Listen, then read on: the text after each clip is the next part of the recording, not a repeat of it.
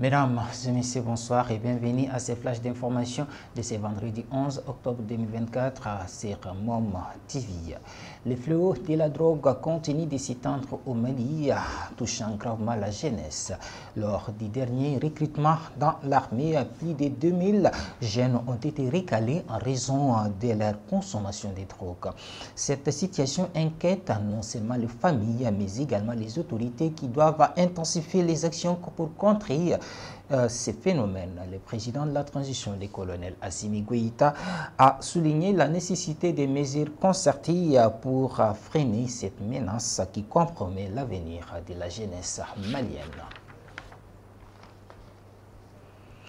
Le comité interministériel de gestion des crises et catastrophes s'est réuni le 10 octobre 2024 sous la présidence du Premier ministre, chef du gouvernement, Dr Choguel Kokala Maïga.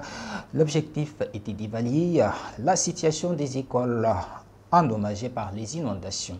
Le ministre de l'Éducation nationale, Dr Amadou Sissabani, a présenté un rapport détaillé sur l'état des infrastructures scolaires. Des solutions concrètes telles que la réhabilitation des écoles et la mise en place d'écoles temporaires ont été envisagées pour garantir la continuité des cours. 3 membres du gouvernement ont solidairement accompagné leur homologue, Madame le ministre de la Santé et du Développement social, le médecin colonel Azaba Diallo Touria, pour le lancement des activités d'Octobre Rose.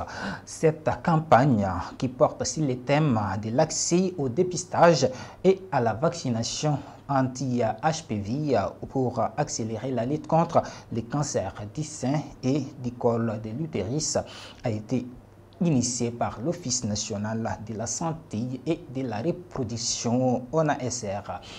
Rappelons que le mois d'Octobre Rose a été instauré pour sensibiliser et mobiliser la population sur l'importance du dépistage du cancer du col de l'utérus et du sein. Le 10 octobre 2024, Omar Tamboura, secrétaire général du ministère de l'Agriculture, a présidé le 4e comité d'orientation et de pilotage du projet Mérite. Cette session vise à valider les programmes de travail et le budget annuel de 2025. Mérite qui intervient dans les régions des Cailles, Koulikoro, Sikasso et Ségou a obtenu des résultats notables en 2024, notamment l'élaboration de 75 plans communaux d'adaptation climatique.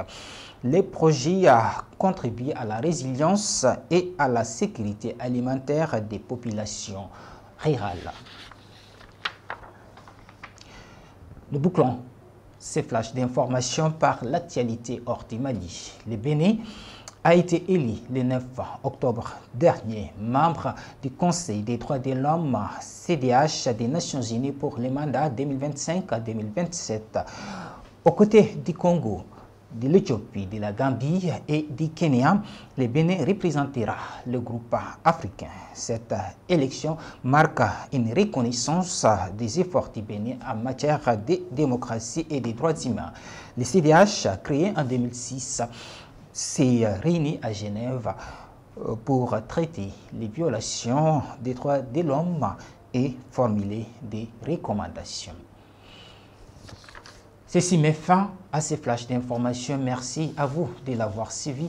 Bonne suite des programmes sur MOM TV. Bonsoir.